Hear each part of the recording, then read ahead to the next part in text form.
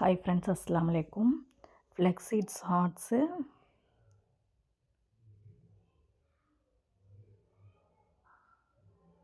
peanuts Balu,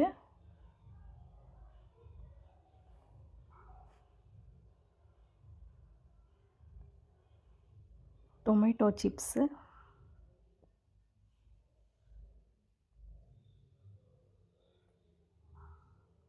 choco ஹார்ட்ஸு,